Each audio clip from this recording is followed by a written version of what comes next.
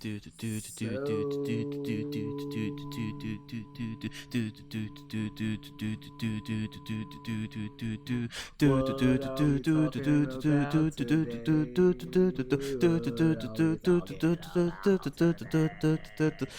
I had jokes. Shit, I never remember. It has to be 219. But anyway, we'll go 3, 2, It 1. is. Welcome back to episode 219 of I Folks and Head Chokes. It's your boy, Mr. Alex, and Mr. Koola on the other end. And we have a special guest today. We have Goutman, Nick Goutman, at Nick Goutman. Sorry, the way I'm reading it on the Twitters and all that stuff. Thank you so much for having for being here. We're happy to have you. You are one of the, I think, the executive promoter of executive vice president of Invictus Pro Wrestling. Apologies for not getting that right the first time. I should have had that written down. But thank you so much for joining us. I know you have a busy week coming up in terms of everything going on. You have a show on the 24th in Jersey. It's called In Bloom. In Bloom, right? Yes. In Bloom. I love the artwork. Very, very thematic in terms of In Bloom with the sakura and all that. Very Street Fighter too. Very, yeah, I love it. But yeah, man, thanks for being here. We appreciate you taking out the time to be here. How have you been? How has the whole last 12 to 16 months been for you overall? Well, man, first of all, let me just say thank you guys for bringing me on, and hello to everyone out there. So in terms of Invictus Pro Wrestling, we are a brand new promotion, and this is what we call Hell Week in some ways. This is show week, and that's when we have to make sure everything is done to the T. That's when we have to make sure vendors will be there on time. We have to make sure town will be there on time. We have all the music queued up. We have all the chairs we need. We have literally down to toilet paper. We need to make sure we have every single thing covered. So not much sleep going on, a lot of caffeine, but a lot of excitement as well. This is going to be a hell of a show this Saturday. Good jitters are good to have though, because if you don't have those jitters, you're gonna be you're gonna forget something, something pivotal. You gotta always be okay, we need this, we need that. Like we were just telling you, we're working on something on a side project ourselves, and it's always one of those things okay, do we have this? Do we have that? Did we get this? Could we run? So it's we know where you're coming from. But starting your own wrestling promotion, being it's something really awe-inspiring, because we all grew up watching wrestling. You know what I mean? We all grew up watching WWE, WWF, WCW, and all that stuff. So what got you overall into wrestling? Into what gave you that? Maybe I should look at this, or So it's funny. I like to think wrestling has always kind of found me. I have been a wrestling fan since I was 6 years old. I've always stuck with it. I had a couple years, when I think we all can kind of relate, high school comes around, some things are quote unquote not cool to some people. Yeah. So you kind of have to keep those interests to the side, you don't, maybe not so much make it as public, maybe not wear the shirts out as much or whatever. And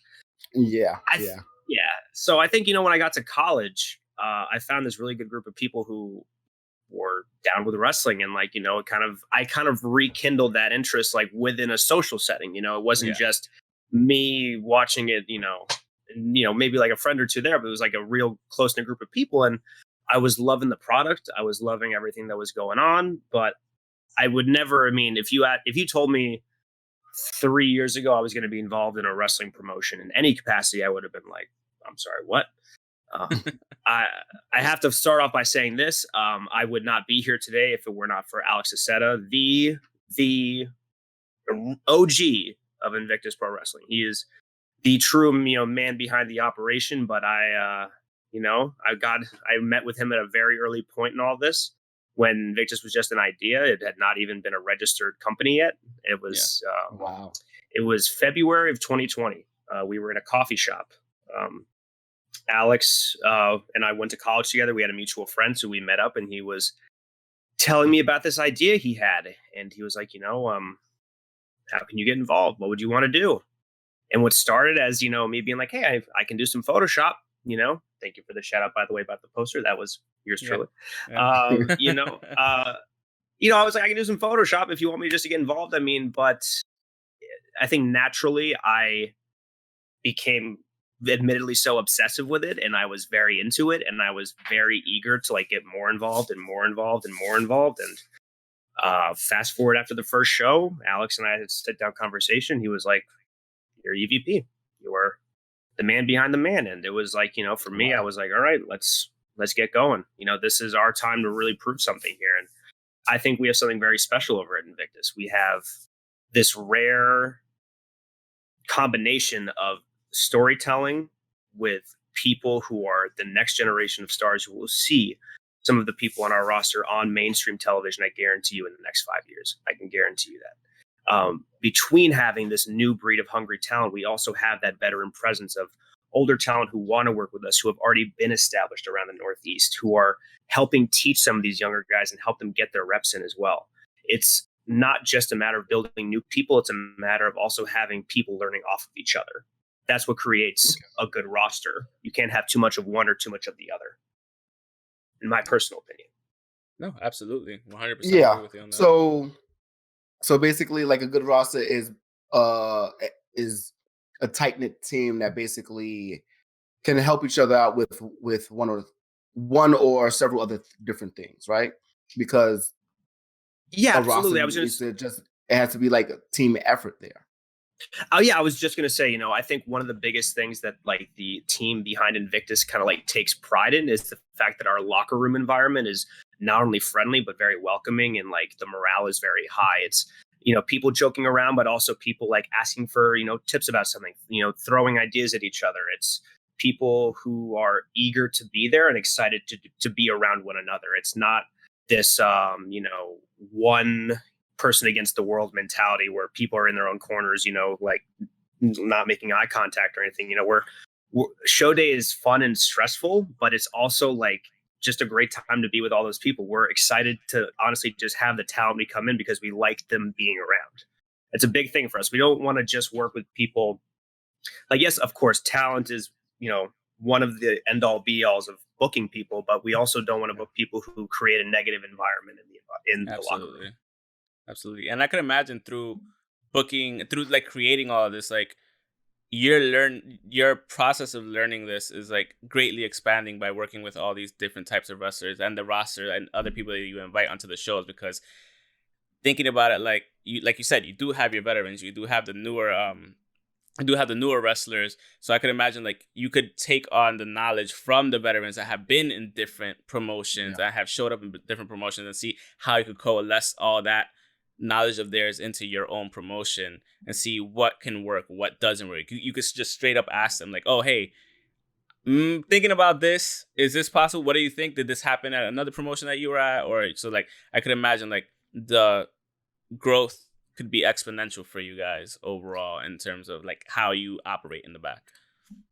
I mean, absolutely. You know, even beyond the locker room, you know, I think we're trying to create a positive environment for every person in the wrestling community, from a promoter's standpoint to a talent standpoint. We want to build positive relationships with other organizations. You know, we've built positive relationships with some other organizations in the Northeast who, we're in good communication with. We are more than happy to, you know, shout out their stuff. They shout out our stuff. And if they need help with something, we'll obviously help them. And if we've needed help with something, they've helped us. You know, it's good to have, you know, a sense of like, you know, we're not trying to be the only spot at the table. We're trying to make sure everyone has a place to eat, you know, especially with wrestling, where it's already such a small group of people.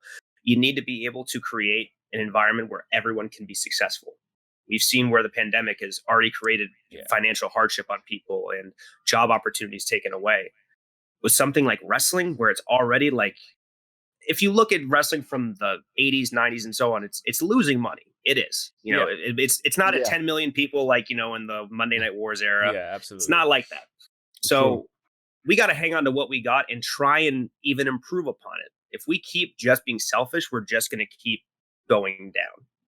So I say the best bet for wrestling right now is to have a bunch of organizations all on the same team, and that's giving the fans the best products we can and giving people some gigs. So kind of like a super league almost, like having everybody being able to intermingle and whatnot and go back and forth, but yet at the same time still keep it going overall. Because not to say that you can't compete with WWE or anything in the future, because it's totally possible. Look what happened with AEW coming out recently. But that's also because they have a billionaire backer and all that stuff. But at the same time, when you do become more of a league in terms of like smaller independent promotions, and we've been to quite a few of them, Battle Club Pro, we've been to BCW, we went to House of Glory and stuff like that. So like if you guys could make a conglomerate type thing and just actually all work together, it can give that boost. Because when we spoke about it, when we interviewed Saban Gage, I don't know if you know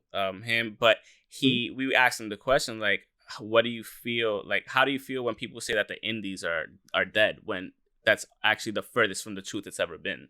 Like, you know, so if you can have all these indie wrestling promotions come together, like you have a shot. Not that you have a shot at being noticed, you will get noticed, because if everybody's working together, it makes it that much easier for people from your promotion, from Invictus, to possibly show up on AEW Dark, or you know, or just show up on AEW. Like, they won't so much so on WWE, but for example, like, or New Japan, or the Ring of Honor Dojo, or just things like that overall, you know? Anything can happen with WWE. Yeah. Like, when you think of Raw Underground, that was happening almost a full year ago. Like, it was a lot of people that were actually from the indies. I remember Brandy Lauren, she was there.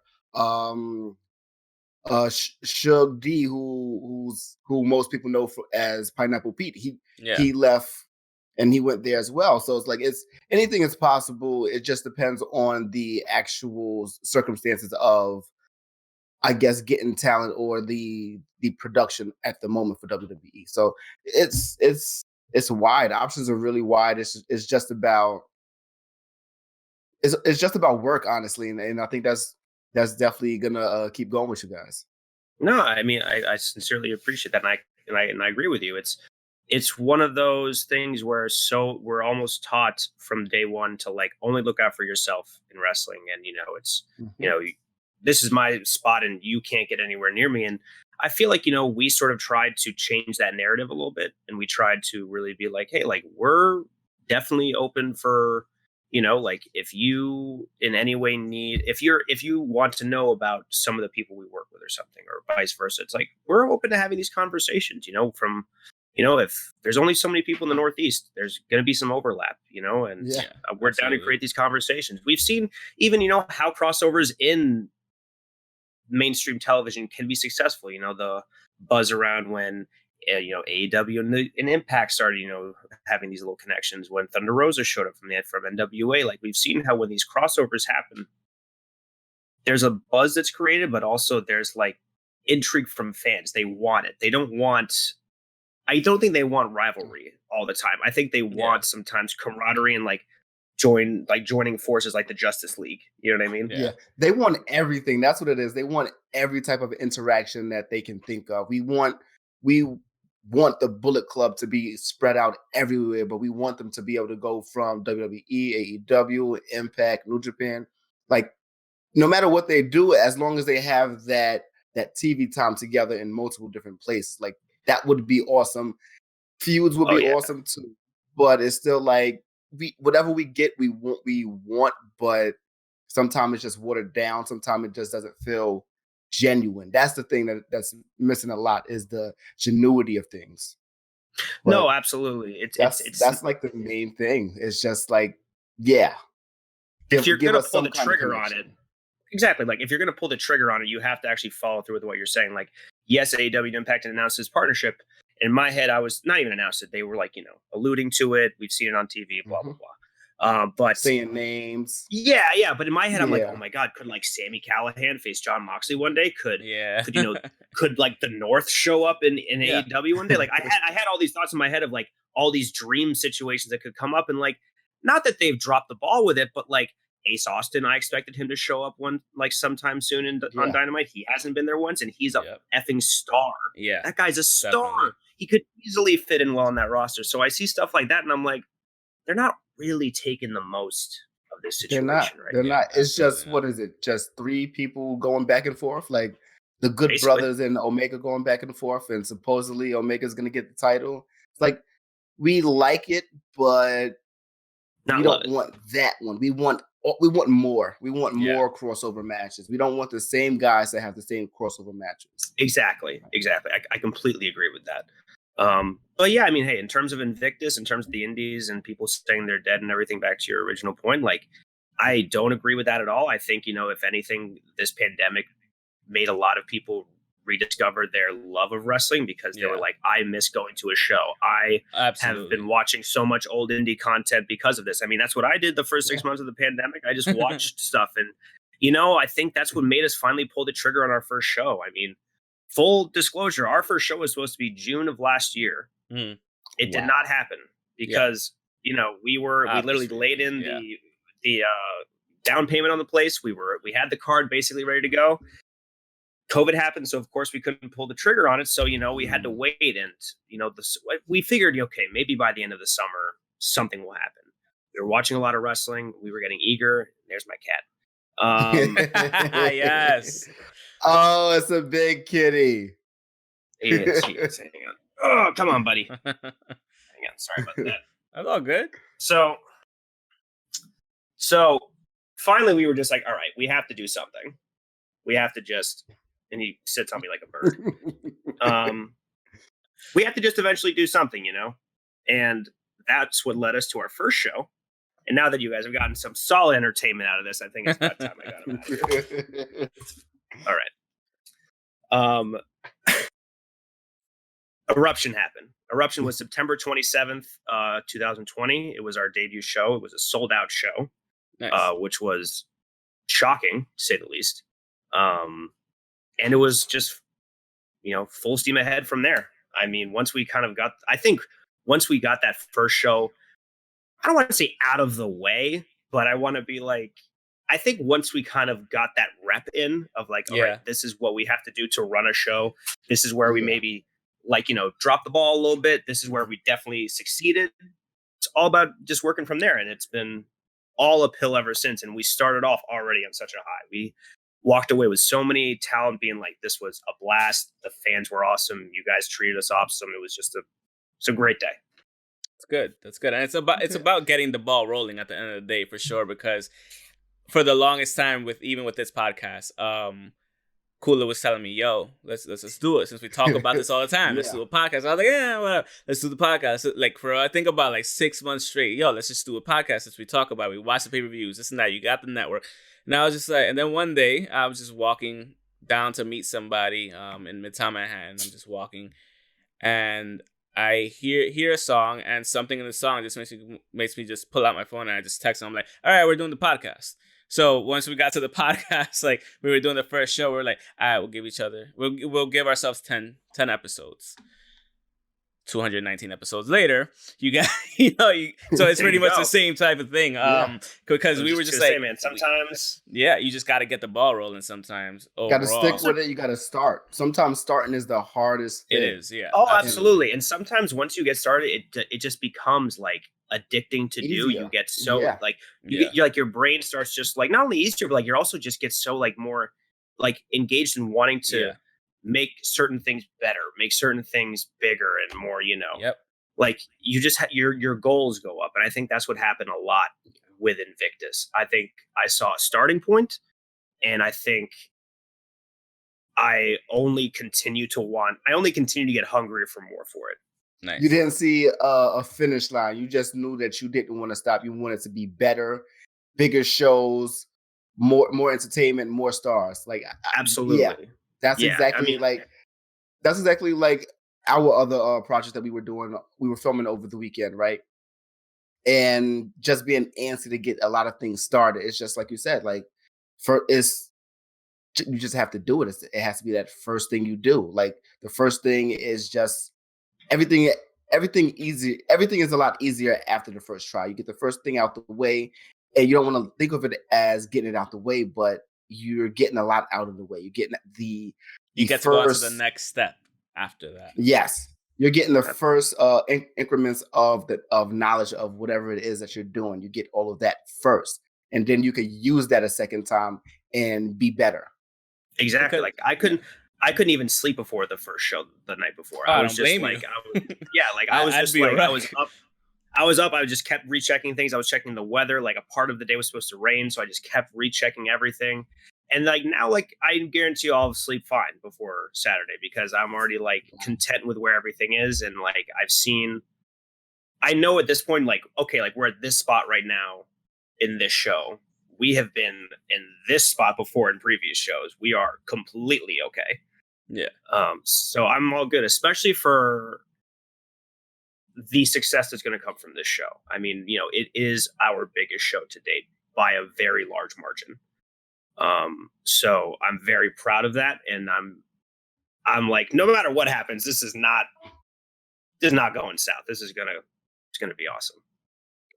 I mean, with the amount of with the roster you have put together for everybody on the show, like it looks pretty damn good overall, to be honest with you. Yeah. Once we saw Big Game Leroy, we're like, oh, we saw him at House of Glory like back before the pandemic started. I was just like, that's somebody we would definitely love to see again. And like, it's just like once you just kept adding names and showing him, I was just like, oh shit, they're fucking serious. Like I was like, they're on a roll, and especially for being a brand new promotion overall, pretty much a startup promotion. It's like I'm like, oh, they're getting fucking their first show must have been really good if they're getting this much traction already in terms of having the people come through, the wrestlers, the talent come through, and it just looks like when you talk about it specifically, you could tell that like you light up. You're just like, yeah, what's the next thing I could do? How can I make this better? Yeah, I'm looking forward to this, but I'm already thinking about the next show going forward. Like, and you could tell that's the ambition. Like, you don't see that from a lot of people, and to see that from you for something that you didn't even think about being a possibility, and all of a sudden you're just like, how can I make this better? What can I do next time? It's just one of those things that you took it on yourself, and it's great to see like that ambition going forward. And we hope that it definitely keeps growing and growing and growing. I appreciate it, man. This was, I think, the saving grace of this pandemic. If I didn't have this during the pandemic, I would have lost my mind. I was just sitting there for hours just writing matches and ideas and all these things, and my partners probably wanted to kill me at how many times I was texting them at certain points, but I was in there and I was in the zone just thinking of stuff, and it really made the time pass, and it created a great result, I think, at the end of the day. And hey man, here we are, show 3, taping 2, when nice. There's a lot going on in terms of after this. We've already announced our women's championship tournament that will be a YouTube series. I see that. Nice. Okay, so it's going to be YouTube series. Yep, free content. It will be completely free to the public, and that will be quite the series. I will just put it that way. Yeah, we'll be looking forward to it for sure. Yeah. Damn, I forgot the question I was gonna ask. Sorry, I tend to ramble sometimes. No, dude, it's completely cool. It's great. Completely cool. Like you said, we want you to be yourself. We want you to hang out. What the hell? I'm looking forward to. Are you gonna have women? No, go ahead. Wait, yeah. Can you name any of the women that's gonna be in a tournament? Or do you want it to be a surprise? If you wanted it to be a surprise, it's perfectly fine. Unfortunately, mum's the word right now. Maybe off camera, I can say a couple. Oh yeah, okay. But, that's okay. But on camera, sorry, not so much. But I will say this: It is some of the best talent in the Northeast that you can find. Some familiar faces, a lot of new faces, and I will leave it at that. Okay, fair enough.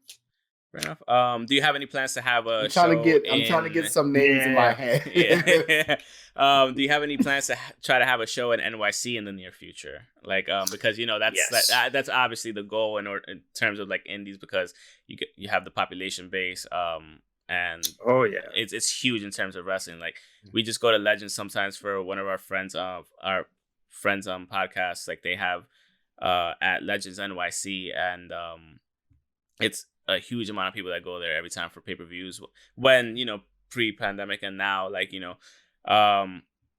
but it's like, yeah, New York City has such a large wrestling base. Sometimes I'm just walking down the street and I see somebody with a Becky Lynch jacket and I'm just like, oh, okay. Or, you see somebody with a Latino Heat shirt and it's just like, oh, okay, there's a lot more of us than we originally thought there were. So like, I'm pretty sure, like, I just want to know, like, if you're looking at that, like maybe 5 shows down the line, or maybe 2 shows down the line. I'm sure it's in your mind, obviously. Oh, for sure. I mean, I'll tell you right now. I mean, I have a whole list of all the places I want to hit in the next year. I have a bucket list of places. Queens, Melrose Ballroom. Yeah, like that. Like that's definitely one of the spots on the list. You know what I mean? In general, I mean, Dallas next year seems like a cool option in April. We're gonna be in Dallas, so that's fine. Yeah, we're planning on going for sure. Absolutely. I would love to go to California at some point soon. But I mean, in terms of the initial point of like New York, I'm a city kid, born and raised. I live. Gotcha.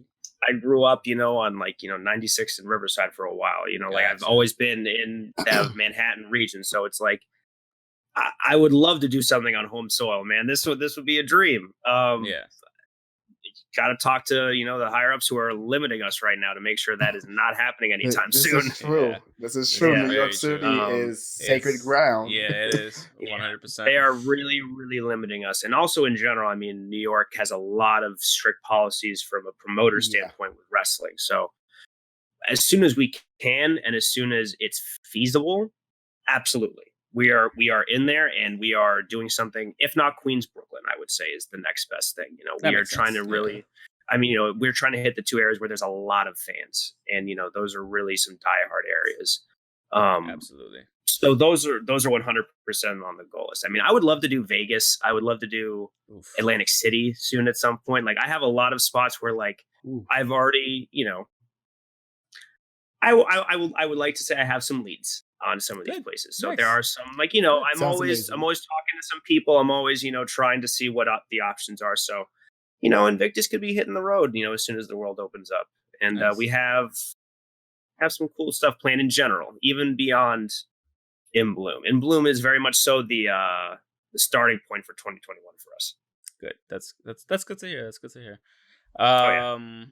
In regards to, because obviously you're a wrestling fan, you wouldn't be doing this if you're not a wrestling fan. What are your favorite wrestling brands right now? In terms, Oh man, I mean, right now I've been watching a lot of older stuff. But are we talking indies, or are you trying to do primarily whichever, mainstream? Man? I mean, it's up to you. Whatever brands you want to name. I mean, whether it's indies or whether so I just came back from the Collective. We were in Tampa for the Collective, and GCW is doing some incredible stuff. Yeah, they are. Oh my God. I mean, I was there for Gage versus Ricky Shane Page, and having Moxley show up at the end, I was like, just what's going on, man? It was a fantastic time. So, I mean, if I'm looking at some promotions that I'm really enjoying just from a content perspective, they're up there. I got to shout it out to my guys over at, Global Syndicate Wrestling. They're a brand new promotion. They just crowned Hammerstone as their champion. Their next gen champion is going to be on our show, Mr. Gio Galvano, an Invictus OG. So we have, those are two really big standouts. Other promotions, I love MLW. MLW is fantastic. Even without the crowd, their match quality is just unreal. It is. It's higher than a lot of like other shit you see on TV, to be honest with you. It's just like, it's like they're going 20, 25 minutes and it's quality matches. Yeah, and absolutely. Yeah, it really is. Like Ring of Honor does not, the match quality doesn't look the same. It doesn't look the same without the crowd. It looks great. Different. Yeah. The style is different. I guess it's the production of the matches too, the way they're shot. That might be a thing too, because they're trying to get certain areas of no crowd to work and certain areas of no crowd to not really be in the scene. So do you want to know what else I think it is? I think as MMA fans, we can appreciate MLW more because it's shot more like a fight. Yes. Less like a wrestling show. It's shot more like a fight. Yeah. That's definitely true. Yeah. I realized that when I watched it on beIN Sports, like maybe like three weeks ago, I was like, why does this look so much better? And I was trying to wonder, I was like, oh, okay. I see what you guys It has its own feel. It has that, it has that octagon feel almost, even if it's like it's really good. It's really good. It's fun to watch. Oh yeah. And of course, if we're talking the mainstream, I have to say, even though it has a lot of faults, I do enjoy me some AEW from time to time. From time to time. There are some things that I'm like, if I never see a Young Bucks matchup again, I'm gonna be okay. Yeah, at this point, that's how I'm feeling too. I don't blame you. Yeah. It's I don't know what it is. It's getting it's the same match every single time. Yeah, they could literally just shoot one match and re-show at the beginning, and I'd probably think it was a new match. Absolutely. Oh, okay. Yeah, it's all for the gear. Like, oh yeah, cool. Yeah, no, exactly. Oh my god, the Dior gear. Oh, that was cool. I gotta say that. I mean, it was cool, but maybe not the bead. They looked like they were in like a hippie band from back in the day or something. But yeah, I mean, yeah, hey, they did. They're doing their thing at the end of the day. I do, yeah, absolutely. True. But beyond that, I mean, there are some things that I do enjoy about it. I just enjoyed that it's a different show. I feel like NXT is great from an in-ring perspective. It's just a little dry. I don't really like, personally. Again, match quality. It's just I get what you mean. Yeah. Match quality is up there, but it's just the actual like missing. It's not exactly like, I don't really watch it for the promo work. I don't watch it for the storylines. I watch it like, I'll watch like, Killer Cross versus Finn Balor, Karrion Cross, forever. like that to me, I'm watching that for the match. I'm not watching it because they're doing exactly promos on each other. Yeah, it's just the content. It's not everything else that's around it. Yes. It's just the in between the bells. Like, honestly speaking, the only promo I need from them is when I'm watching the pay-per-view. Because it gives me the whole backstory right then and there. Yeah. And I'm just like, okay, cool. Yeah. Everything down to compact to 4 minutes instead of, absolutely. I get it. And honestly, like, if you just watch AEW for, like, are some of the stories good? Yeah. But also, like, is there some comedy if you, like, look at some of this, you're like, oh my God, are they really, like, just, like, there's some sense of, like, I've learned to just laugh at some of those things. Is it maybe it's maybe not the nicest thing to do, but it's like, they're clearly going through some growing pains as a company, and I can, I can understand that.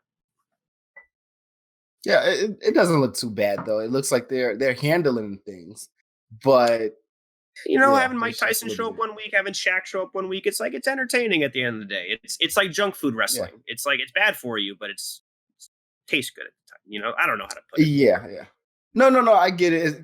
It's not only for the casual fan, and it's for the diehard fan at the same time. They're trying to make sure that they don't lose either or. And they're playing it safe in a month, a week to week to week to week. And sometimes it's easy. Sometimes it's easier for a filler week, and sometimes it's not. And some weeks I'm like dying at the end of it. I'm like, why did I like hate myself at the end of the 2 hours? Like, why did I just sit through this? Wow. But then other episodes I'm like, damn, I'm actually glad I sat through this. You know what I mean? Like it really depends week to week though. Yeah. Sometimes there's no real consistency overall. Exactly. Yeah. I get what you mean. On the subject of favorite wrestling brands, we could just move on to who are your favorite wrestlers? You could pick of all time or even right now, like. So all time, Eddie Guerrero. He was my guy, is my guy, will always be my guy since I was a kid. Like that is my dude. Currently the guys I'm enjoying really all depends. I mean, the indies, like, again, as a heel, from a heel perspective, Ricky Shane Page is one of the best in the business right now. He's killing it. From just an overall, I mean, I'm a big Jon Moxley fan. Are some of his matches duds from time to time? And if they're all like, like his AEW stuff, I should say. I'm not a fan of it. If you saw, it has to be a pay-per-view match. Yeah, it has to be meaningful. But if you saw like his match at Bloodsport versus Josh Barnett, that like it showed me that was a fight. That was not only a fight. That was like a genuine ass kicking. I was up there close and I was like, damn, that is not pleasant. And I also trained, so like I've taken a couple shots. I don't want to take a shot from Josh Barnett, even if it's at 50% and he's trying to miss and hit me in the neck. Yeah, I wouldn't take those. I wouldn't take those either. No, so he's a tough SOB. I mean, other guys I got to shout out here: Chris Dickinson, doing fantastic stuff. A guy who can do technical stuff, but also be, do some big man spots, but also throw in some crazy stuff in there as well. I'm a big, in terms of on the more mainstream side of things, Karrion Cross, huge fan of him. He's going to be a very big star. Keith Lee, I know he's out right now. Huge Keith Lee fan. Oh yeah. Those are like, I'm a fan of big guys who can also do really impressive stuff. Yeah, when you're a big guy and you're that athletic, it's just like you shouldn't be able to do certain things like that. Yeah. It was like I gotta give a shout out to my boy Wrecking Ball. What's that? It was like Kane back in the day when you see a big dude like that, when he would just run, do fucking he was just a beast. But you said Wrecking Ball. Oh, yeah. I mean, I was about to say, Wrecking Ball Legursky. He's been on he's been in all three of our shows, and he's been, he was again a original for us. We have a really good relationship with Team 3D Academy. Tommy Dreamer, Bubba Ray Dudley, Devon Dudley. They run schools in Connecticut as well as Florida, and a bunch of our guys came from there, and we kind of have that kind of connection with the coaches and owners of the school. So we're constantly looking at sort of like their group of people and seeing who's sort of next in line with us. And we just built a very positive relationship with those coaches. I mean, Randy Shawn's their head coach. He was on one of our shows, and he was giving us some solid pointers. And Wrecking Ball happens to be one of their guys. Gio Galvano happens to be one of their guys. Mucho Chris Mojo, who's on our cards, going to be one of those guys. Is one of those guys. Dennis Morgan, who I'm repping his shirt. Actually, it's a very comfortable shirt, I must say. And yeah, I mean, they have such a good crop of talent who came from there. And Wrecking Ball Legursky is hands down one of those guys where you're like, how are you not signed somewhere? He is a massive man, but he can move like it's nobody's business. Wow. If you watch some of his highlight reels, even some of his other matches in Invictus, I mean, he can do some big man stuff, but also like he's so fast. He's trimmed down a lot, but he's still such a big SOB in person. It's nutty to see. Sometimes I'm like, how are you moving that fast? He was a former football player, so I'm sure it's all just instinctual at that point. Full athleticism at that point. Yeah, but he's a specimen, man. He's definitely somewhere I'm like, how are you not signed somewhere? But I'm happy you're not, because we can use you in this sense. Love you, Wrecking Ball, for listening. Okay, I'm gonna see if I can find something real fast from Wrecking Ball. I have to. Oh, okay. So that pretty much ties up the wrestling questions overall. We've been told you're an MMA guy. Oh, he's big. You said that you're an MMA guy. No, he looks really big. Like he's big. So if he can move like he says he does, like a lineman probably can, then hey, I'm pretty sure he's a beast. But you're an MMA guy. Who's your favorite fighter? MMA. We could do the same thing all time and recently. That's a tough. Okay, male or female, you go. Thank you. I was about to say I have to at least throw in the two categories in there. Wiley Chang right now is a animal. Yeah, fucking love her. Her fight with Joanna was probably one of the best I've ever seen. Yeah. Period. So she right now, of all time, just one of my absolute favorite. So that, I mean, women's side, I have to put her in that category. But I mean, also Shevchenko's up there. Shevchenko is just mauling people. She's just like destroying people in that division. I think that is a natural. I mean, if it's possible, a collision course. I mean, if they have to do a catch weight fight, if they have to do some sort of thing, that's just, I don't know what they'd have to do. I don't even want them to make it like for unification of titles or something. I just want to see them meet in the middle. I just want to see the fight. Yeah, exactly. That's all I need to see. It's like what just happened with Izzy. He went up and tried to take on Jan, and it didn't really work out. And he still has his title, and I still want to see Izzy. Yeah. So he's on me. My God, I mean, for the male side, he has to be up there.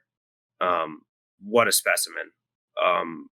He's killing people right now. He's something else in the division. Yeah. I mean, he's like something out of a video game. He's the way he moves, the way he responds, and the way he carries himself going into fight week. I mean, I'm sure just like everyone else, when he in his last fight, we were all a little worried. He was taking on a very, very, very big man. Yeah. I mean, even before that, he took on Yoel Romero. It's like, he's taken on a couple really dangerous fights. And he just stays so calm and collected the whole entire time that at this point, I don't know how I can go against him. In terms of, different. Betting against him. Yeah. He's just built different. But I also got to throw in his mental as well. Like you said, the way he goes into fight week is different. Oh yeah. I mean, but also, I have to throw in my coach Lyman Good. He is, you trained at Tiger Showman's in the city? Still do. Yeah. Nice. So nice. I train, Jimmy Rivera stops in from time to time at that school. He was at Gramercy as well. So it's like, we have a good group of people there as well who are like, I'm still, he's such an inspiration to see. I'm just trying to learn what I can, and I've been there since. I've competed before on an amateur level, a while back, and yeah, he's such an inspiration just as a person. I couldn't help it. He's my very much so favorite fighters as a guy. He's a very inspirational dude, and he's behind closed doors. He is the nicest, most humble person you'll ever meet. Like, we'll be there to greet you when you come in. We'll know you by your first name, even if you no matter how many people he's seen in a day, he will know every single person by their first name. That's dope. Wow. I remember I actually went in there to shoot a friend of mine who actually trains there as well, like just work out during the class. And I asked Lyman, I was like, is it going to be all right? He's like, yeah, no, it's no problem at all. Like, just let me know how everything goes afterwards. And I'm like, wow, I would not expect that from someone who's training a bunch of people classes at a time, like to just come into my class and film what I do. But he let me do that. Like, that was amazing. No, he's very, very cool dude. And that's something that, besides even watching MMA has really made an impact on my life. It's taught me a lot of just about remaining humble and respectful towards others, and taught me just a lot about hard work, discipline, and I think all that applies to even what we're trying to do now. Whether it's starting a wrestling promotion for you guys, starting a podcast. It's like that mental side of things is like what keeps you going, and I gained a lot of that from martial arts. I think just through natural repetition. It's good. It's good to hear. What's your main discipline in martial arts, or do you like dabble in everything? Yeah, so I started off mainly, as every kid does, I was in the karate classes for a while growing up, and then I did a lot of judo. Okay. I transitioned that into grappling, which I competed in for a couple years. I hated cutting weight. I just despised it. I was like, I'm out of here. So then I just went full on, into, I guess, of MMA style, a lot of kickboxing along with grappling and jiu-jitsu, just of really sort of dabbling in everything. At Tiger. So yeah, I love it, and still go every week, man. Still, it's like one of those things I could never imagine stopping again, or like, not doing it in some way. Yeah. It's a different discipline that you don't want to get rid of. Yeah. It's something that, like, because you could take out your frustrations in certain ways. Like, you go hit a punching bag, but like when you mixing it all into one, because I used to take Muay Thai like a while back, and I'm just like, I'm like, yeah, this is good. The 6 months that I was taking it for, almost a year actually, it did have a different level of discipline, like you said. Like, you get to a certain level, you're just like, okay, be more responsible about certain things, or have just have that level of discipline, whether it comes to work, your personal life, or whatever. And I always wanted to get back into it. It's just time, man. Time, man. No, I'm not gonna lie, it's money too as well. So it's definitely like another added expense too. But overall, like, going to the gym life and like just seeing like the people that go back. One of my really good friends from work is he just got his black belt last year for Brazilian Jiu-Jitsu, which was all. He's been doing it for years, and he's been trying to get me to do Brazilian Jiu-Jitsu for such a long time. He was like, dude, just get into it. He's like, it's probably like one of the best self-defense things you could learn.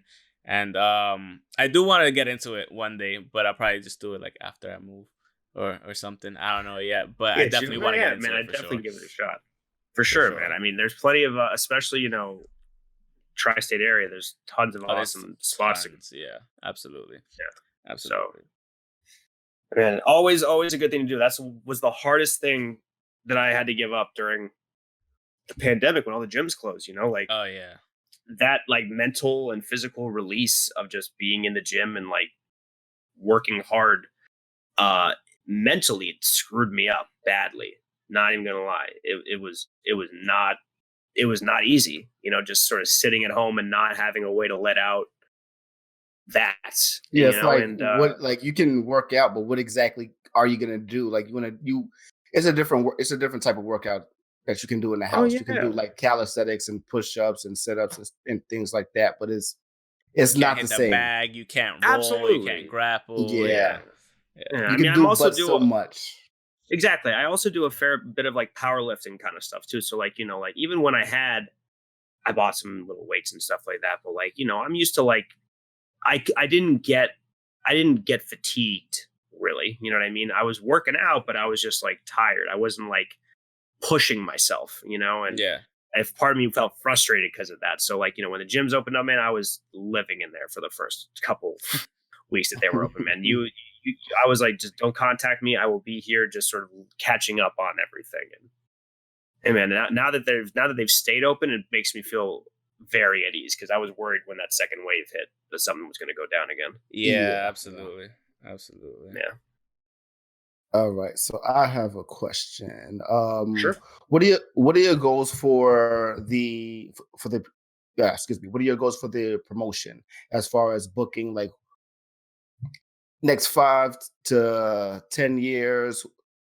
Just what are your goals? Like, what do you see Invictus, and who do you see yourself working with? Oh, absolutely. So, I mean, I see Invictus being one of the next big super indies. I see Invictus being eventually someone where we are known on a global scale.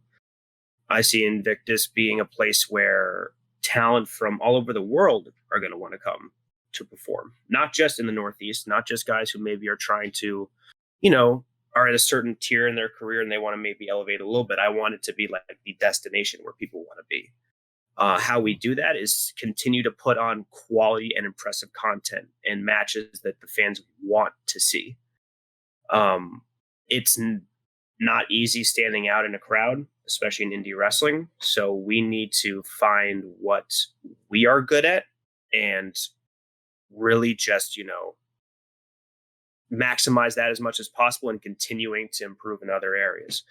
And as a promotion, I think we've continued to do that. We started off, I think, with a very solid vision for it. And we were like, okay, we need to fix this maybe a little bit here. We need to maybe tweak this a little bit here or, add something here to really give our roster some depth in some areas. And also, make sure we're keeping true to our colors of like what we're trying to convey with Invictus. So 5 to 10 years from now, streaming network, regular tour season. I see easily us being not recognized by like, it's hard to be recognized in indie wrestling, but I mean in the sense of like, us having our own platform to produce new stars, but also put on events that are must see. So that's understandable. Because I'm sure you want to get whoever wants to come to the States, as far as like New Japan, Dragon Gate, and even Pro Wrestling. No, I'm sure you want to get whoever wants to wrestle with you guys. Like I'm sure you're open to everyone. All I will say is stay tuned because I will All right. Okay. All right. Good. I like to hear stay tuned. Yeah. All I will say is in terms of like that side of things, we have had a bucket list of people we are trying to bring in, and the list is getting shorter by the day. So expect to see some big names coming very soon to Invictus. Nice. Good to hear. That's good. Ooh. CM Punk. All right. Unless we want to go bankrupt. I know, right? I know. He's gonna ask for everything if he ever. I just want to be CEO. That's what he's gonna say. Let me just be CEO. Exactly. Right. And, for the day, maybe. Mm-hmm. But hey, man, Andrade is now someone who's available. Yeah. Chelsea Green is someone who is available. Samoa Joe. There are quite a few people who are available who, well, yes, it's obviously unfortunate their situations. I'm not trying to boast about their release or anything, but like it's definitely sort of an eye-opening thing of like we can make some stuff potentially happen if we want to. And that's not even to say that's it. There are plenty of people who are currently overseas who are in the pipeline. Good to hear. Yeah. Good to hear.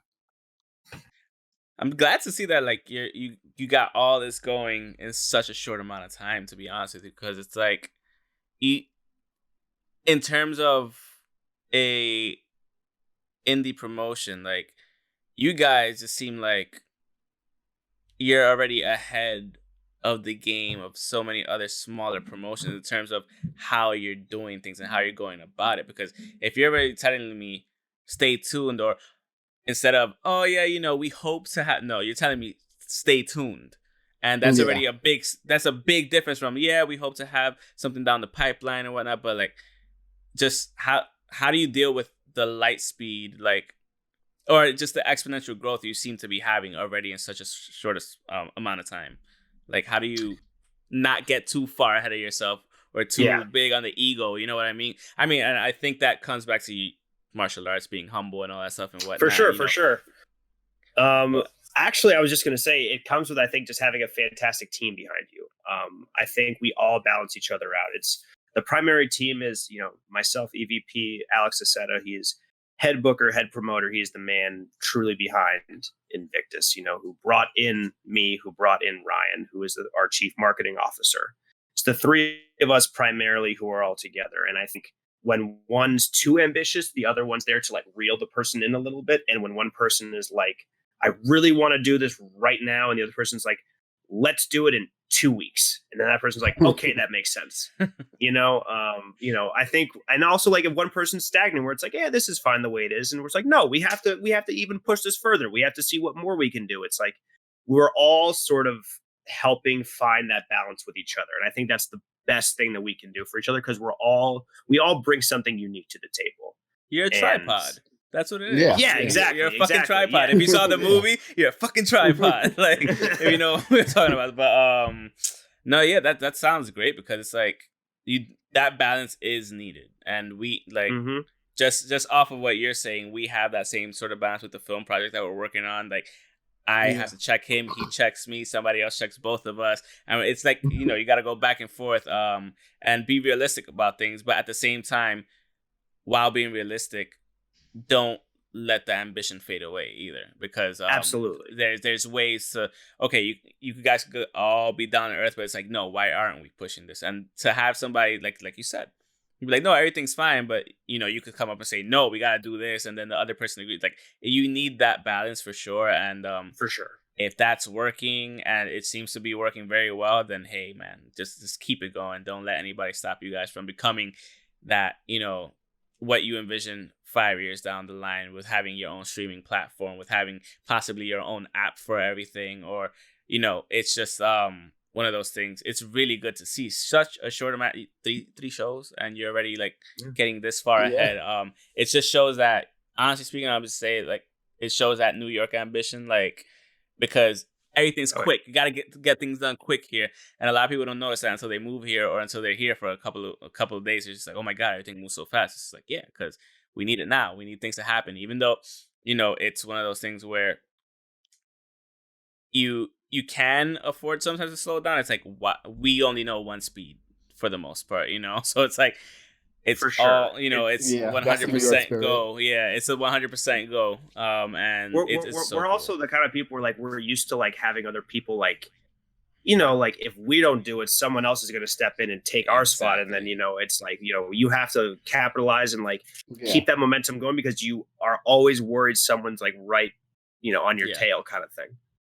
So yeah, man, I mean, you know, it's exciting stuff, and I'm excited just as much as I'm excited to be like putting all these pieces together for future projects, and being able to, like, you know, man, I'm biting my tongue right now with a lot of things that I would like to say that I'm like, you know, but in my head I'm like, you know, like, this is what it's all about. And like, it's become addicting to like keep wanting to like plan certain things and do certain things. And it's exciting, man. You know, it's an exciting time. But as you said, you know, back to the city hustle thing, you know, we're always worried that our spot's is all of a sudden going to be passed up or something, you know? And I think that's why we just pulled the trigger on the show. We were just like, we can't keep waiting around. We have to do this, you know, whether it's 10 people at our first show or 1,200. Well, thankfully it wasn't 1,200, because then we would have COVID and everything. We would have been shut down. But, you know, it was like, fuck it. It's like, fuck it. We have to do this now.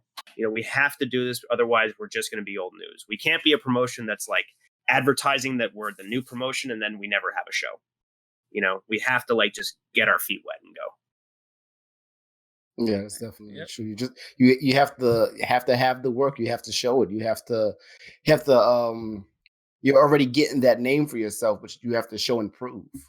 Oh, absolutely. Absolutely. And we've only done that with each show. That's good. That's good, man. That's really Can good you tell me about I'm not sure what show this was. You guys were outside.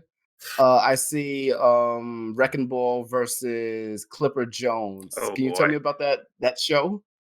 Yeah, so that was our debut show. That was our show.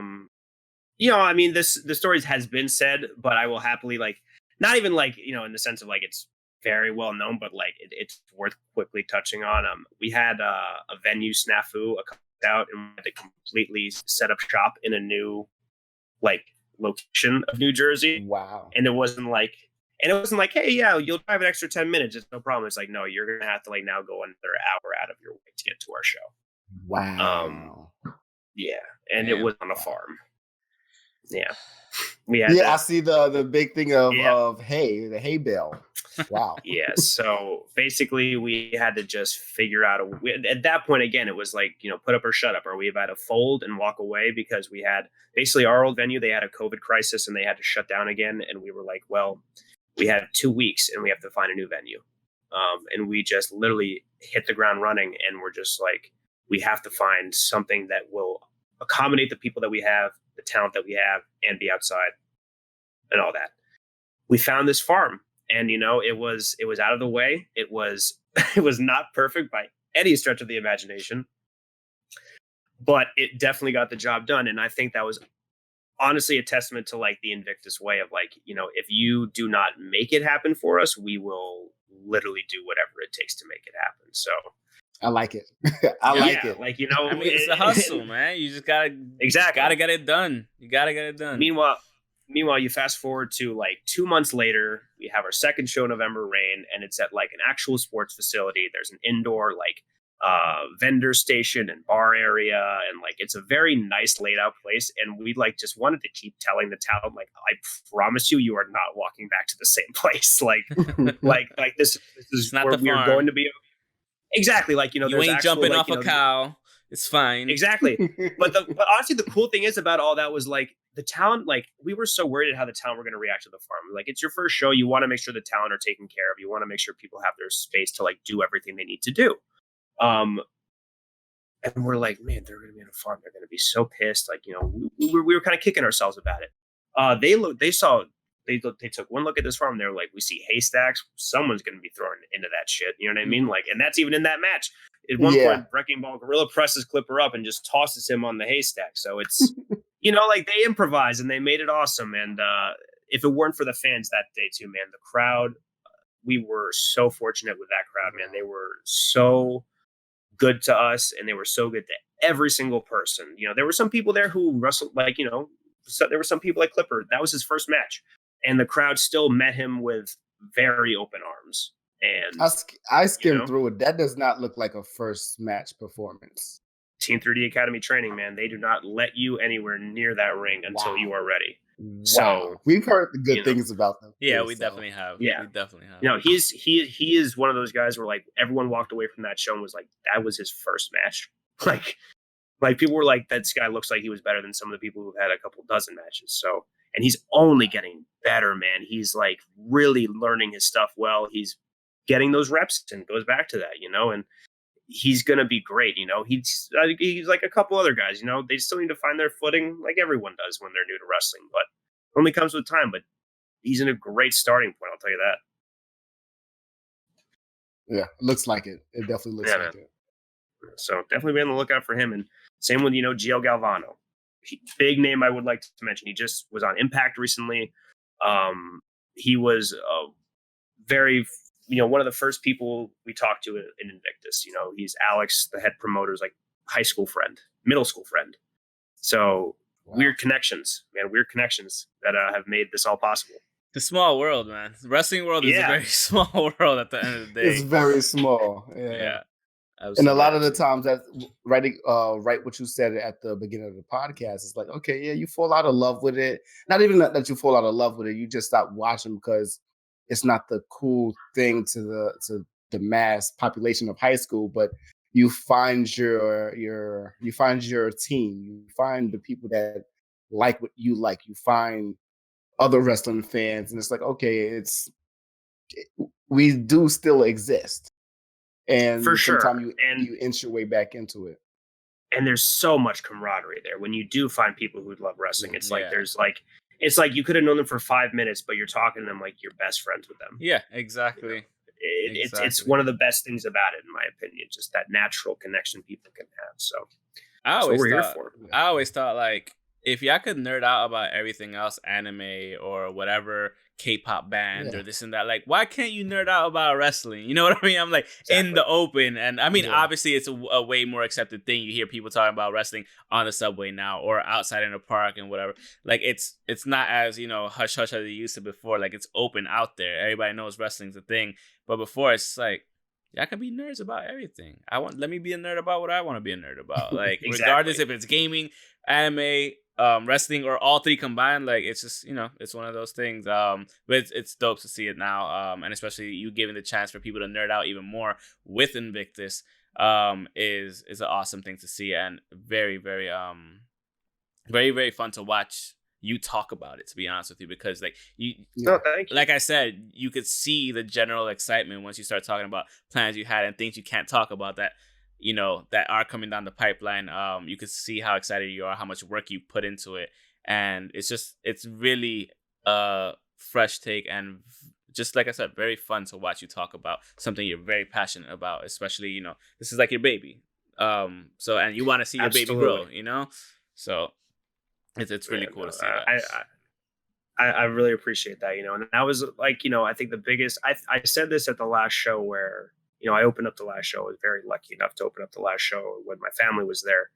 And the thing I just said to the fans was like, you know, this is, with everything going on in the world, I want people to come here and escape their problems and just enjoy life for a couple hours and be around people who are also enjoying themselves.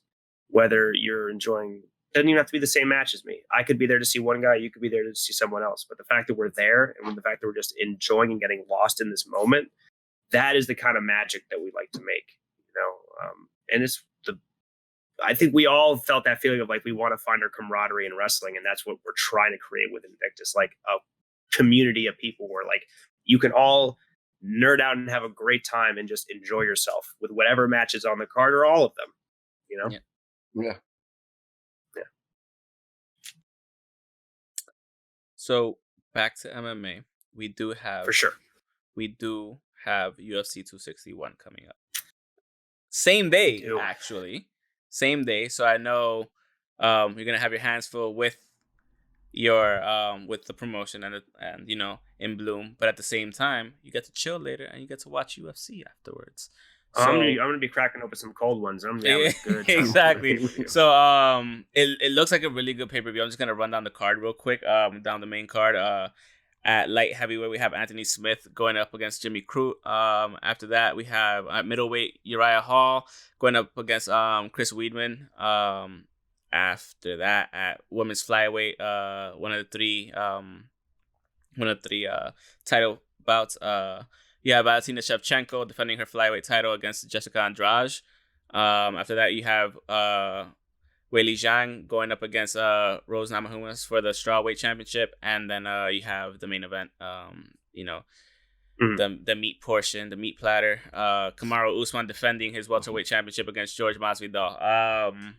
It's a great card. Again, they did it again. It's another great fucking card. Last time we had the other Dana did it again. Yeah, I know. And you only get one of these a year usually, but he did it twice within a 2-month span. And it's just like, bro, you gave us the fights we wanted to see. How do you see this playing out overall? Like, what are your predictions for it overall? You can start anywhere. It doesn't matter what fight you pick. Oh no, yeah, for sure. I mean, I'll just go top down. I mean, I'm a big Anthony Smith guy. Jimmy's been on a pretty good run, but I mean, Smith somehow always manages to pull it off. He pulled it off against Gustafsson, and that was a shocker to me. Yeah, so absolutely. I can't exactly count him out yet. Uriah Hall versus Weidman. Uriah Hall and I actually like know each other, so like I really can't say anything. I love Uriah. He's someone, again, former coach of mine. We message each other on Facebook from time to time. He's a really very cool and humble dude. Wishing you the best of luck on Saturday, man. I gotta give it to my guy Weidman. I think I don't know, man. He has every time I think he has something left in him, he keeps like, it really is. It really is. I mean, it's one of those matches where it's like both guys have reasons why they could win, but also guys have a fair amount of reasons why they could lose. I'm being perfectly honest. Toss up for sure. I'm just gonna go with my hometown dude, guy who I know from my gym. But all respect to Weidman, man. I would love to see some sort of resurgence in his career because it just fell off so fast. Like he was really at the top of the world 1 minute, and it just went straight down. Man. From losing to Rockhold to the Yoel Romero knee to just a whole bunch of very, very iffy situations that just. It's unfortunate. It just has to find that groove again, just to get that mentality back. Sure. And it happens. Some people could get it back, other people just can't. And that's the sad truth. And then after that, it's Wiley Chang. No, it was Shevchenko versus Andrade. Shevchenko, just because I think Shevchenko's on a roll, but Andrade is also like a killer. Yeah, that's gonna be a fight. That's gonna be a fight. Yeah, she literally won the title by slamming Rose on her head. That is enough to say like this girl can go. This girl can go. I'm afraid of any of those like Brazilian females and that shit. Like I'm going up against who? Shit. Like if I were somebody like, of course, Valentina Shevchenko is Valentina Shevchenko. Like she's a fucking killer in her own right too. But like going up against Jessica Andrade, it's gonna be a fight, man. It's gonna be a fight. I'm excited for that fight for sure. I think I'm leaning towards Shevchenko. But sure. I would not be surprised if Andrade does something, to be honest with you. Exactly. And again, goes back to the whole idea of like MMA math never makes sense. No. Sometimes if one person beats one person, it does not mean they will beat the other person. Exactly. At all. Yeah. So I mean that's the one thing. It's not always 2 + 2 = 4, which just makes this a lot harder sometimes. Yeah. It goes with the next fight, Rose Namajunas. That's why she was such an underdog against Joanna, back in the day. Yeah. Because no one really gave her. Yeah. No one expected it. Yeah. So, I don't personally see her beating Chang, but also I thought this the last time. Yeah. So, I don't know. I would agree with you. But Zhang Weili, she just looks like a. No, for sure. She's my pick. I'm just absolutely. Anything could happen. One errant punch that gets you right on the chin and just completely knocks you out. Like it couldn't happen. But like honestly speaking, after that fight with Joanna, I don't think she has. I can't say she has much to worry about because Rose is a fucking beast too. She could put it on anyone. But it's like if I see another, classic, I'll be happy. Me too. Absolutely happy. But I think overall, I think Weili will I think she'll put it on her. I'm even saying maybe in 3 rounds. Maybe 3 rounds. I don't know. But I think for sure she's gonna win, but I think maybe around 3 rounds. She just has some heat in her hands, man. She does. Really, her legs when I saw her training. I saw her training video. That pad is not supposed to sound like that when you're in. And I was just like, what is going on? Like it's so tremendous. Like she's a beast. Yeah. She's a beast. No, I definitely get that. And now comes the real big not even head scratcher. I kind of have my theory, but it's like I personally see Usman taking this one. Yeah. I do too. I agree. I don't see anyone stopping him. I could see Masvidal if he gets a clean, like if he really lands, sure, he'll knock him out. Yeah. But we've seen how, Masvidal really cannot do well with grapplers. At all. Really cannot do well with grapplers. Damian Maia, Damian Maia has no striking whatsoever. Even in the video games, it's bad. Yeah. And he took him to decision. You know what I mean? Like, so if Usman, who has halfway decent striking, it's not great striking, but I mean, hey, he TKO'd Burns. He didn't. I mean, he had a war with Colby Covington. I'm not saying the guy is a knockout artist, but he can hang in there. He could go for sure. I think it's enough for sure to get through Jorge, and I know the narrative he's going to be pushing is, I took this fight on. Last one was like 6 days notice. 6 days notice. Yeah. I don't think it's gonna be much of a difference if it's more of the grappling scene. Yeah, it's not gonna matter. Because maybe his conditioning will be better, but yeah, absolutely. That's about it. Because when you look at somebody like Usman, like he's way more well-rounded than Masvidal, than a Gilbert Burns, and he trained with Gilbert Burns. Like, you know what I mean? So like going to George Masvidal, like impressive striker, no doubt about it. He could knock anybody's head off.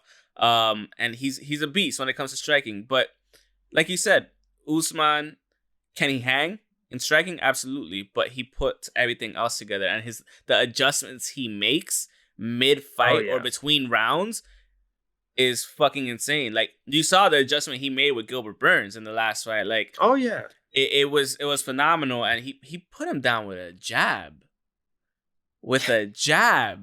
And I was just like, did he just go down with a jab? He did. He went into what I call kitten pose. Like when they're just like looking up at you. That's what I call it. He always laughs when I say kitten pose.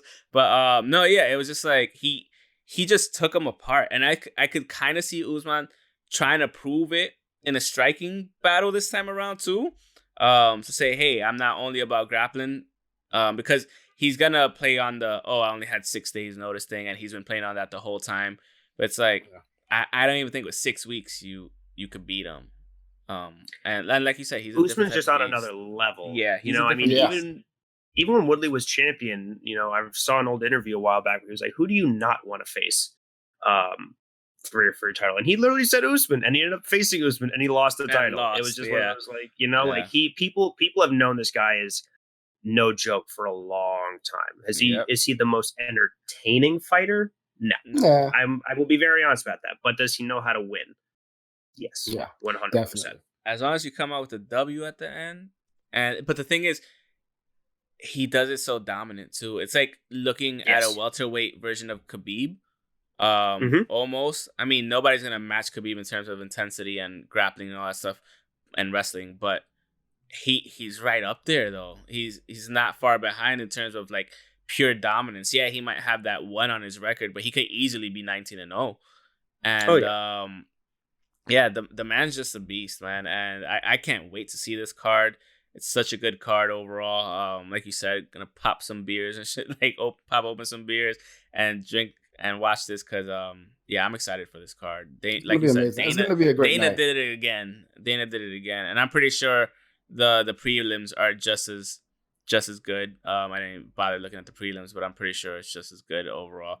It's gonna be some more knockouts on the prelims. I love watching prelims because you see knockouts, man. You see the hungrier people, and it's just like, oh shit, and it kind of sets the tone for the rest of it too sometimes. So but yeah, man, exciting times.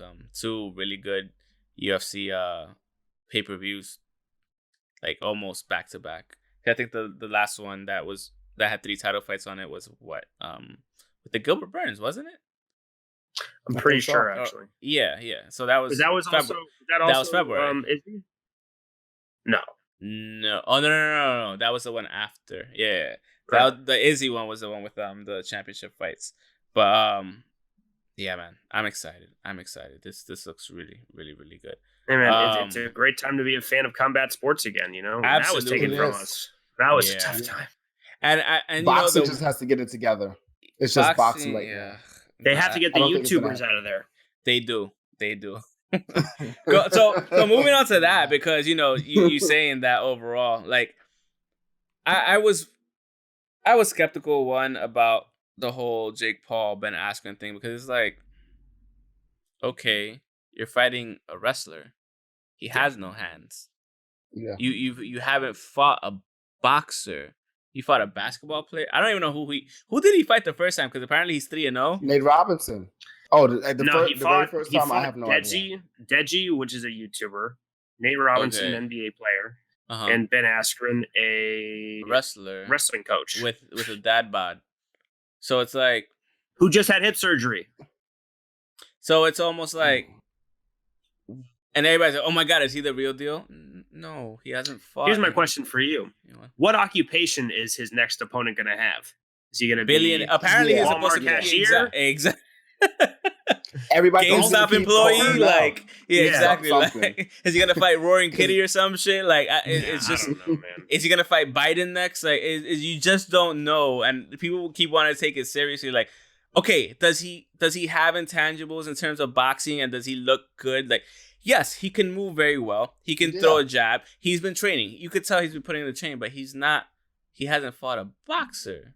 These still feel like amateur amateur fights. Openings. He left a lot of openings too in that. Yeah, that fight. There were probably from man, if you were going into pro, you would have been clipped if you fought an actual boxer, you'd have been lights out already. And don't get me wrong, the boxers are stepping up though. Like this is the thing, because like they don't need to.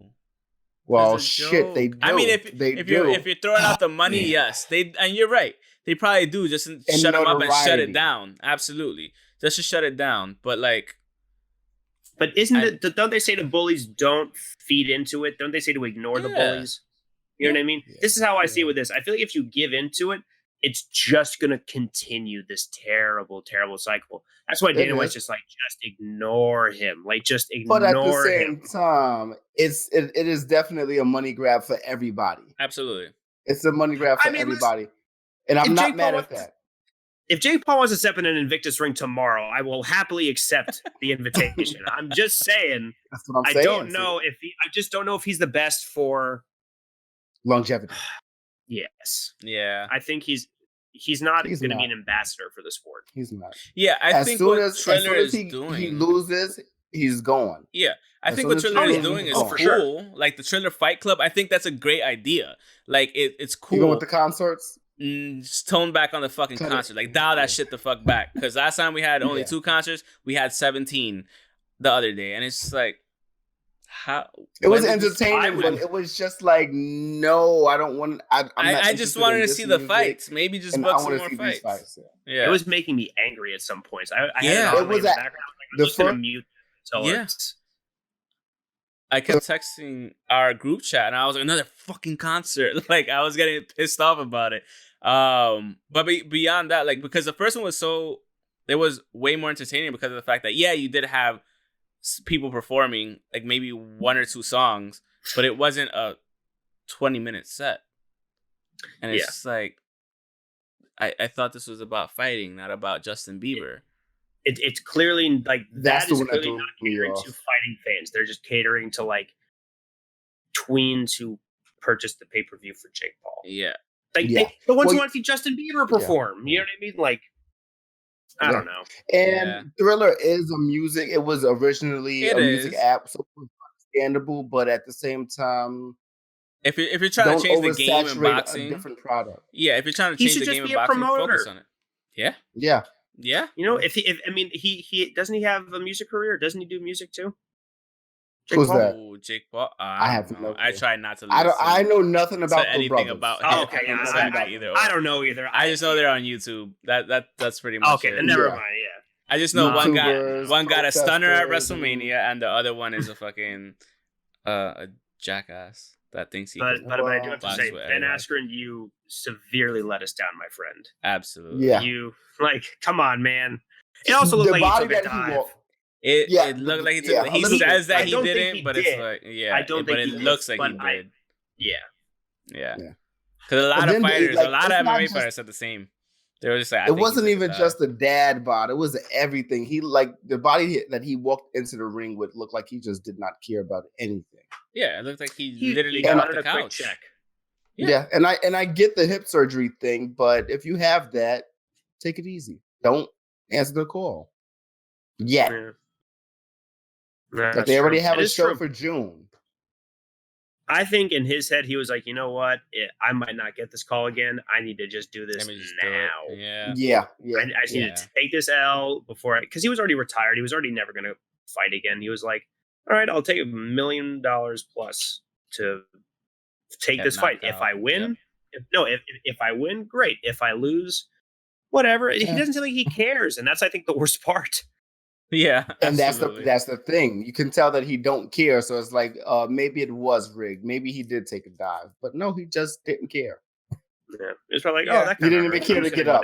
Like, yeah. Damn. Maybe next time. Hopefully, he fights Woodley next. Oh yeah, that'd be funny. That'd be great. But you know what? I honestly would want somebody just to take him down, double leg sweep, and just like fuck him up on the floor. I don't care if he gets disqualified. Just do it. Just do it. Fuck it. Yoel Romero called him out, and that man almost went into witness protection program when that happened. Like he got called up by Yoel Romero. He was like, "I am not taking that fight." Exactly. Of course not. But he called Yoel Romero will kill you. Like, well, Jake Paul's like 6'3", 6'4", and like is 190. Like he call out a middleweight, call out Luke Rockhold, call out Chris Weidman. Absolutely. You know? But then again, he doesn't want those into the fights. shit. He doesn't want those fights. He doesn't. He wants somebody with a different occupation. He wants a couple more amateur fights. That's it. It's understandable. Like it's we see it. We see the game. Like you said, it's not going to last long. No. I just laugh how they say, "Oh, his pro career." This is not a pro career, like in any sense of the word. It's not. You're not a pro career.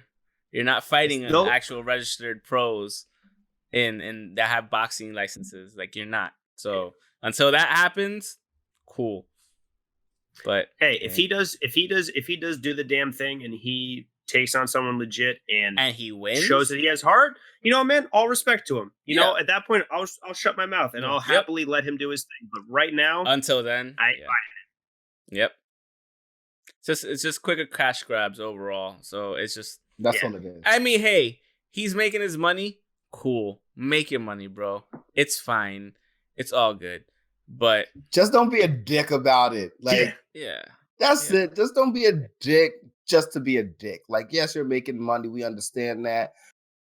We don't have to like you, but don't be an asshole. Like, you don't have to overcompensate to be a dick. Yeah. The sad thing is, though, if he wasn't a dick, he wouldn't be in the spot he's in to get these cash fights. Yep. Okay, so he can turn down. Nobody wants, because the thing is, nobody wants to see a nice guy get fucked up or call people out. You know what? You want to see him get knocked the fuck out by somebody, but unfortunately, he's just not calling out the right people to get fucked up by. So he's just not. He's doing this all wrong. Yeah. No, he's doing it right. He's doing it right, technically. For the longevity of the next 5 years. To maximize the amount of money he's getting, he's doing it correct. He's 100%. But he can't just keep calling out Conor because Conor's not going to accept the fight. No, he needs to call out like he's doing it smart. Okay, like he called out Askren. He needs to keep calling out like tomato cans that he can keep just going through. Yep. But like he needs to stop calling out UFC guys because they're all one day gonna like gang up on him and like beat the shit out of him somewhere. He'll never be able to go to a show. No. Oh my! Imagine that. He better have a lot of security with him. Even Colby Covington, who's the most hated person in the UFC, does not like this man. Yeah. And if exactly if Colby Covington don't like you, that's a problem. Yeah, that says something. That says enough. That's bad. Absolutely. Oh man. Who are you as a man if that person hates you? Man. And Colby, he's I don't want to say he's a good guy, but he has his moments of being a dick most of the time. Yeah, to say the least. Absolutely. I mean, you know, he's talented, but he's a dick. Yeah.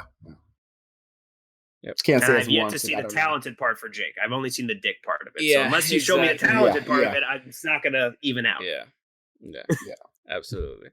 You have any more questions for him? I do not.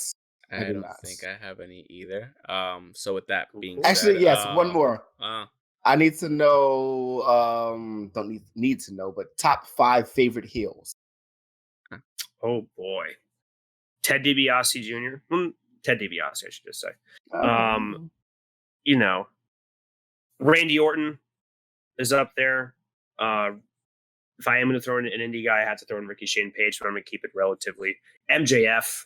Yeah. Okay. Last one. I mean, I'm trying to think of just like I'm going to throw in one more heel. Sorry, not one more heel. One more guy from the indies. Darius Carter. Yes. He is he's amazing. Fantastic heel. Absolutely. So I can't say enough positive things about his character work, and he's going to be very big one day as well. Yeah. I don't know why it's being overlooked. I don't know why. Like, it's a lot of overlooking with him. Yeah. I think he's on that same level as MJF. Yeah. As far as he's so authentic with it. It's, and his BCW stuff is fantastic. Yep. So that's where I really was like, wow, this guy can really piss people off.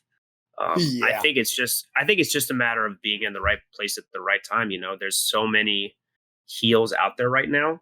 And honestly, I have to throw in this name as just an extra. I wish I could say this guy's a heel, but he really is just like an asshole of a person. But Mucho Chris Mojo, he is in the ladder match on Saturday. He's also just, a regular at Invictus. He is probably my favorite heel, I would say, just because he is literally that guy. Like if you met him, if you talk to him, like, he's great, he's great, but you're like, wow, you're just such an asshole. Like, and you love him. Like it's not like go away heat. It's not go away heat where you want him in the locker room. It's just one of those like, wow, what else is he gonna do? You really are this guy. Like you really are this guy. Wow. So he's up there for me. But yeah, no, definitely. I love me a good heel. I'll take a heel over a baby face any day of the week. Okay. All right. Well, I definitely look forward to seeing you guys at in Bloom. Yeah. This coming weekend. It's going to be amazing. Haven't had a good show in person in far too long. I believe December 2019. Sheesh. That was a Hog show, right? Yeah. It's been a while. Yeah. So it's definitely good change of pace, from watching everything on TV to be able to actually go somewhere now and watch wrestling in in person live. And what a better way to do it than at Invictus, at In Bloom, and to see the show that you guys are going to put together. We're excited for that for sure. 100% want to thank you once again for being on the podcast. We appreciate it 100%. And for, if you have, obviously, plug the show, go ahead and plug the show. Tell everybody where it's going to be at, what time, and go right ahead. Yeah, absolutely, man. So just first of all, I want to say thank you guys very much for having me on Invictus Pro Wrestling in Bloom this Saturday, April 24th in Washington Township, New Jersey. It will be doors open at 2 p.m., bell at 3 p.m. We will have tickets available at the door. On the card, there will be a Climb for Clout ladder match, which is our version of the Money in the Bank style ladder match for a number one contendership shot at Big Game Leroy's Social Media Championship. There are quite a few other matches on the card that are sure to be must see, and quite a few surprises in store as well at the show. So if you are in the North Jersey area or even the South, if you're in Philly, make the ride out there. Okay, that's what I got to say. But it will be a hell of a show, and we look forward to having you guys there, man. We thank you guys so much for the support and making this all happen. And it's gonna be a blast. Very excited to have you guys out there. Of course. Thank you. So with that, do you have any, your Facebook, Twitter, all that stuff? Yeah. Like, absolutely plug that as well. Your social. So should probably be a little bit better at this. I was about to say Invictus Pro Wrestling, whether you're on Facebook, Twitter, Instagram, YouTube, TikTok, even, we are quite literally on everything. We have a whole bunch of free matches available on our YouTube page. We are also on High Spots Wrestling Network for your streaming service needs. We have our full match library there as well. Facebook, again, stay up to date on all things Invictus. You can also go to invictusprowrestling.com if you want to just streamline the whole process. See all of our socials on one page. Also, check out our merch shop for face masks, buttons, shirts, everything you possibly need Invictus related. How was that? Was that good? Did I get? Oh, that was great. amazing. That was great. Yeah. So I mean, hey, listen, if you happen to be in the area, definitely come by and check out the show. If not, there will be a ability to watch it post and potentially stream live as well. So we will keep everyone up to date on that. And with that being said, guys, it's show week. April 24th is right around the corner. And to all of you fans, to anyone listening, whether you are a new supporter or have been a supporter, we thank you very much. And we look forward to all the things to come from Invictus Pro Wrestling. We look forward to that too. That being said, that's the end of the podcast. Thank you so much for watching, for listening. You can follow us on Twitter at Pokes and Chokes, myself at _ Mr. Alex25 _ the guy on the other side at NU _ KEWLA. Facebook.com/Pokes and Chokes, on Instagram at Pokes Chokes Podcast. You can listen to us on Spotify, Google Podcasts, Apple Podcasts. I always forget. Transistor FM and Stitcher. Also, click the link tree in the description below on YouTube, so you could go to our everything eye pokes and head chokes, including our Redbubble, Threadless, and Teespring. Also, Patreon.com. You can find us there if you want to help with donations for the podcast. And yeah, we look forward to seeing you, man. So appreciate you having you on. And it was a blast. Thank you so much once again. And everybody, we'll catch you guys next time.